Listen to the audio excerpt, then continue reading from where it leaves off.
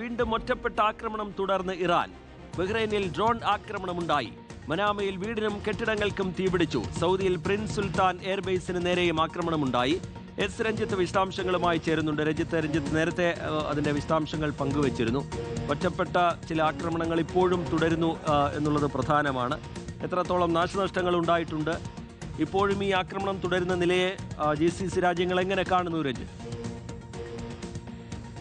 തീർച്ചയായും റീജിത്ത്, ഇന്ന് ഇറാന്റെ ഭാഗത്ത് നിന്ന് വന്ന വളരെ പ്രധാനപ്പെട്ട ഒരു പ്രസ്താവനയുണ്ട്. അതായത് അയൽ രാജ്യങ്ങൾക്കെതിരെ, GCC രാജ്യങ്ങൾക്കെതിരെ ആക്രമണം നടത്തില്ല എന്നാണ് ഇറാൻ പ്രസിഡന്റ് പറഞ്ഞിരുന്നത്. ഒപ്പം തന്നെ ഈ വിവിധ അയൽ രാജ്യങ്ങളോട് ക്ഷമ ചോദിച്ചുകൊണ്ടായിരുന്നു അത്തരത്തിലൊരു പ്രഖ്യാപനം ഇറാൻ പ്രസിഡന്റ് നടത്തിയിരുന്നത്. പക്ഷേ അതിന് പിന്നാലെയാണ് ഇപ്പോൾ വീണ്ടും ഈ ഗൾഫ് മേഖല കേന്ദ്രീകരിച്ചുകൊണ്ടുള്ള ഒറ്റപ്പെട്ട ആക്രമണങ്ങൾ ഇറാന്റെ ഭാഗത്ത് നിന്ന് ആരംഭിച്ചിരിക്കുന്നത്. ഇതിൽ വലിയൊരു ആക്രമണം ഉണ്ടായത് ബഹ്റിനിലാണ്.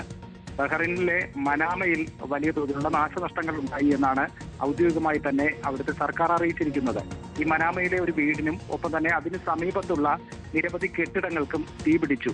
അതേസമയം ഈ ഇറാന്റെ ആക്രമണത്തെ അതിശക്തമായി പ്രതിരോധിക്കാൻ കഴിഞ്ഞു എന്നാണ് ഇറാൻ സേന ഔദ്യോഗികമായി അറിയിച്ചിരിക്കുന്നത്. ഇതിന് പിന്നാലെ മറ്റൊരു ആക്രമണമുണ്ടായത് സൗദി അറേബ്യയിലാണ്. സൗദിയിൽ പ്രിൻസ് സുൽത്താൻ എയർബേസിന് നേരെയായിരുന്നു ആക്രമണം. അതും നിരവധി ഡ്രോണുകളും ഒപ്പം തന്നെ മിസൈലുകളും അയച്ചുകൊണ്ടാണ് ഇറാൻ ഈ സൗദി അറേബ്യയിലേക്കും ആക്രമണം നടത്തിയത്. ആളൊഴിഞ്ഞ മേഖലയിൽ മിസൈൽ വീണു എന്ന് സൗദി സേന ഔദ്യോഗികമായി അറിയിച്ചിരിക്കുകയാണ്. മറ്റൊരു ആക്രമണം ഞാൻ നേരത്തെ സൂചിപ്പിച്ചതുപോലെ തന്നെ UAE-യിലായിരുന്നു. UAE-യിൽ വൈകുന്നേരത്തോടു കൂടിയാണ് ആദ്യ ആക്രമണ ശ്രമം ഉണ്ടായത്. ഇതിനെ അതിശക്തമായി പ്രതിരോധിച്ചുവെന്ന് US സേന അറിയിച്ചു.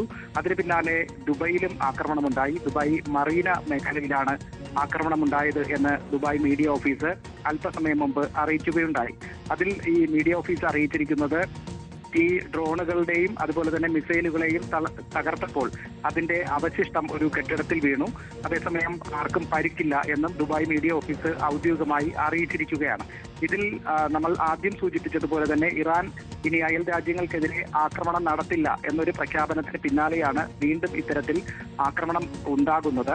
ഒരുപക്ഷെ ഈ നയതന്ത്ര വിദഗ്ധരൊക്കെ പറയുന്നത് അത്തരത്തിലൊരു തീരുമാനം എടുത്താൽ ഒരുപക്ഷെ അത് നടപ്പിലാകാൻ ഒരുപക്ഷെ 2-3 ദിവസമൊക്കെ എടുത്തേക്കാം. അതുകൊണ്ടായിരിക്കാം വീണ്ടും ഇത്തരത്തിൽ ഒറ്റപ്പെട്ട ആക്രമണങ്ങൾ ഇറാന്റെ ഭാഗത്ത് നിന്ന് ഉണ്ടാകുന്നത് എന്നാണ് രഞ്ജിത്ത്, പൊതുവെ ജനജീവിതമാണെങ്കിലും സാധാരണ നിലയിൽ തന്നെ പോകുന്നു. ഈ വ്യാപാര സ്ഥാപനങ്ങളാണെങ്കിൽ സാധാരണ നിലയിൽ തന്നെ പ്രവർത്തിക്കുന്നു. ഈ വ്യോമഗതാഗതത്തിന്റെ കാര്യത്തിലായിരുന്നു ചെറിയൊരു ആശങ്കയുണ്ടായിരുന്നത്, തടസ്സമൊക്കെ നേരിട്ടിരുന്നത്. അതും ഇപ്പോൾ ദുബായ് വിമാനത്താവളമൊക്കെ ഇതാ വീണ്ടും തുറക്കുന്നു. വിമാനങ്ങൾ ഷെഡ്യൂൾ ചെയ്ത പ്രകാരം തന്നെ പരമാവധി സർവീസ് നടത്താൻ കഴിയുന്നു. അങ്ങനെ പൊതുവെ നോക്കുമ്പോൾ ആശ്വാസകരമായ വിവരങ്ങളാണല്ലോ അല്ലേ രഞ്ജിത്ത്? തീർച്ചയായും ആശ്വാസകരമായ വിവരങ്ങൾ തന്നെയാണ് പൊതുവെ UAE അടക്കമുള്ള GCC രാജ്യങ്ങളിൽ നിന്ന് നമുക്ക് നൽകാൻ കഴിയുന്നത്. ഇവിടെ ജനജീവിതം സാധാരണ നിലയിൽ തന്നെ പോകുന്നു. റിജിത്ത് സൂചിപ്പിച്ചതുപോലെ തന്നെ എല്ലാവരും വ്യാപാര സ്ഥാപനങ്ങളിൽ പോകുന്നു, സാധനങ്ങൾ വാങ്ങുന്നു, പൊതുസ്ഥലങ്ങളിൽ പോകുന്നു, വൈകുന്നേരം പാർക്കുകളിൽ കുടുംബങ്ങളൊപ്പം സമയം ചെലവഴിക്കുന്നു, ഇഫ്താർ സംഗമങ്ങളിൽ പങ്കെടുക്കുന്നു. അത്തരത്തിൽ ഒരു സാധാരണ ലൈഫ് പോലെ തന്നെ മുന്നോട്ട് പോകുന്നു. പൊതുഗതാഗത സംവിധാനത്തിൽ ആളുകളുണ്ട്, മെട്രോയിൽ സഞ്ചരിക്കാൻ ആളുകളുണ്ട്. അത്തരത്തിൽ ഒരു സാധാരണ ജീവിതം തന്നെ ആ ഒരു രീതിയിൽ തന്നെയാണ് UAE അടക്കമുള്ള രാജ്യങ്ങളിലെ ഒരു ജനജീവിതം മുന്നോട്ട് പോകുന്നത്. പക്ഷേ ഇടയ്ക്കിടയ്ക്ക് ഇറാന്റെ ഒറ്റപ്പെട്ട ആക്രമണങ്ങൾ ഉണ്ടാകുന്നു എന്നതൊരു യാഥാർത്ഥ്യമാണ്. ഇത്തരത്തിൽ ആക്രമണങ്ങൾ ഉണ്ടാകുമ്പോൾ അപ്പോൾ തന്നെ ഇവിടുത്തെ താമസക്കാരുടെ ഫോണിലേക്ക് ഇതുമായി ബന്ധപ്പെട്ട കൃത്യമായ അലർട്ടുകൾ നൽകും. അതായത് ഇപ്പോൾ ഇത്തരത്തിലൊരു ത്രെഡ് നേരിട്ട് കൊണ്ടിരിക്കുകയാണ്, ഈ ഒരു സമയം നിങ്ങൾ സുരക്ഷിതരായിരിക്കണം, നിങ്ങൾ വീടുകളിൽ നിന്ന് പുറത്തിറങ്ങരുത്, ഇത്തരത്തിലുള്ള മുന്നറിയിപ്പുകൾ കൃത്യമായി നൽകും. എന്നാൽ ആ ഒരു ഭീഷണി മാറുന്ന ഘട്ടത്തിൽ വീണ്ടും ഈ താമസക്കാരുടെ ഫോണുകളിലേക്ക് വീണ്ടും സന്ദേശങ്ങൾ എത്തും. ഇപ്പോൾ സുരക്ഷിതമാണ്, നിങ്ങൾക്ക് പുറത്തു പോകാം എന്നതടക്കമുള്ള സന്ദേശങ്ങൾ കൃത്യമായി. മറ്റൊന്ന് പ്രധാനമായി നമ്മൾ എടുത്തു പറയേണ്ടത് അവിടെയുള്ള ഭരണാധികാരികളുടെ സമീപനമാണ്. അവിടെ ഈ ആളുകളൊക്കെ ആശങ്കയിൽ നിൽക്കുന്ന ഘട്ടത്തിലും അവരെ ചേർത്ത് പിടിച്ചും അവർക്ക് ആത്മവിശ്വാസം പകർന്നും കൂടെയുണ്ട് എന്നുള്ള സന്ദേശവും ഉറപ്പുമൊക്കെ അവർക്ക് നൽകിയും ഭരണാധികാരികൾ ഇടപെടുന്നു എന്നുള്ളത് വളരെ പ്രധാനമാണല്ലോ രഞ്ജിത്ത്. തീർച്ചയായും ഇവിടുത്തെ പ്രവാസികൾ ഉൾപ്പെടെ ഉള്ളവരെ സംബന്ധിച്ച് വളരെ ആശ്വാസം പകരുന്ന ഒരു കാര്യം തന്നെയാണിത്. ഇപ്പോൾ നമ്മൾ കഴിഞ്ഞ ദിവസത്തെ ഒരു ദൃശ്യങ്ങളൊക്കെ കണ്ടു. UAE president Sheikh Mohamed bin Zayed Al നഹ്യാനും അതുപോലെ തന്നെ ദുബായ് കിരീടാവകാശിയും ഇവിടെ ദുബായ് മാളിലെത്തി അവിടെ ജനങ്ങൾക്കൊപ്പം അവരോട് കാര്യങ്ങളൊക്കെ ചോദിക്കുന്നു. ഒപ്പം തന്നെ അവരോടൊപ്പം അവിടെ ഇഫ്താർ വിരുന്നിൽ പങ്കെടുക്കുന്നു. അവരോട് കുശലാന്വേഷണങ്ങൾ നടത്തുന്നു. അത്തരത്തിൽ ഇവിടെ എല്ലാം സാധാരണമാണ് എന്ന് ജനങ്ങളെ കൂടി ബോധ്യപ്പെടുത്തിക്കൊണ്ട് ഇവിടുത്തെ ഭരണാധികാരികൾ തന്നെ പൊതുസ്ഥലങ്ങളിലേക്ക് ഇറങ്ങി ചെല്ലുന്നു, പാർക്കുകളിലേക്ക് പോകുന്നു, അവരോട് സംസാരിക്കുന്നു. അത്തരത്തിലുള്ള ഒരു നടപടികൾ പ്രധാനമായും ജനങ്ങളെ സംബന്ധിച്ച് വലിയ ആശ്വാസം പകരുന്ന ഒരു കാര്യമാണ്. ഒപ്പം തന്നെ UAE president Sheikh Mohamed bin Zayed Al നഹ്യാന്റെ ഒരു പ്രസ്താവന ഇന്ന് ഇക്കാര്യത്തിൽ പുറത്തു വരികയും ചെയ്തിട്ടുണ്ട്. ഇപ്പോ ഇറാൻ തുടർച്ചയായി UAEക്കെതിരെ ആക്രമണം നടത്തിയതിനു ശേഷം ആദ്യമായാണ് അത്തരത്തിൽ ഒരു പ്രസ്താവന അദ്ദേഹം പങ്കുവയ്ക്കുകയും ചെയ്തത്. ഇവിടെ എല്ലാം സുരക്ഷിതമാണ്, ഇവിടെയുള്ള മുഴുവൻ ജനങ്ങളെയും ഞങ്ങൾ സംരക്ഷിക്കും എന്ന തരത്തിലാണ് അദ്ദേഹം ഒരു പ്രസ്താവന നടത്തിയത്. ഒപ്പം തന്നെ ഈ ഡ്രോണുകളും മിസൈലുകളും ഒക്കെ തകർത്തപ്പോൾ അതിന്റെ അവശിഷ്ടങ്ങൾ വീണ് നിരവധി ആളുകൾക്ക് പരിക്കേൽക്കുകയുണ്ടായി. അതിൽ പാകിസ്ഥാൻ സ്വദേശികൾ, ബംഗ്ലാദേശ് സ്വദേശികൾ, അതുപോലെ തന്നെ ഇന്ത്യക്കാർ ഉൾപ്പെടെയുള്ളവരുണ്ട്. അവർ അബുദാബിയിലെ ആശുപത്രിയിൽ ചികിത്സയിൽ കഴിയുകയാണ്. UAE president Sheikh Mohamed bin Zayed Al Nahyan ഇന്ന് ഈ ആശുപത്രിയിൽ പോയി അവരെ കാണുകയും അവരോട് കാര്യങ്ങൾ ചോദിക്കുകയും അവരോട് പറഞ്ഞു, നിങ്ങൾ സ്വന്തം രാജ്യത്ത് കഴിയുന്നത് പോലെ കരുതിയാൽ മതി, ഇവിടെ എല്ലാം സുരക്ഷിതമാണ്.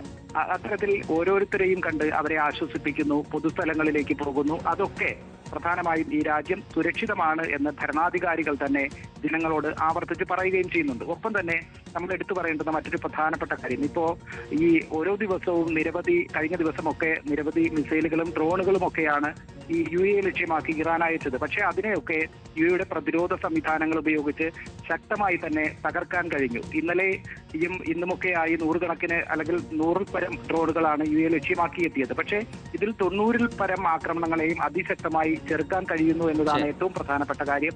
അത് തന്നെയാണ് ഈ രാജ്യം ജനങ്ങൾക്ക് നൽകുന്ന ഏറ്റവും പ്രധാനപ്പെട്ട ഒരു സുരക്ഷയും.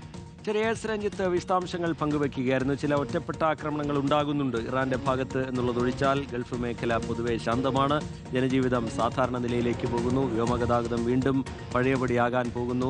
ജനങ്ങളെല്ലാം വ്യാപാര സ്ഥാപനങ്ങളിലേക്ക് ഇറങ്ങുന്നു, മെട്രോകളിലൊക്കെ ഇറങ്ങുന്നു, സാധനങ്ങൾ വാങ്ങാൻ പോകുന്നു. അങ്ങനെ വലിയൊരു ആശങ്ക നേരത്തെ ഉണ്ടായിരുന്നെങ്കിലും ഇപ്പോഴതെല്ലാം മാറി സാധാരണ ജനജീവിതത്തിലേക്ക് ഗൾഫ് മേഖല എത്തുന്നുണ്ട്. GCC രാജ്യങ്ങളെ ആക്രമിക്കില്ല എന്നൊരു പ്രതികരണം ഇറാന്റെ ഭാഗത്ത് നിന്നുണ്ടായിട്ടുണ്ട് എന്നതും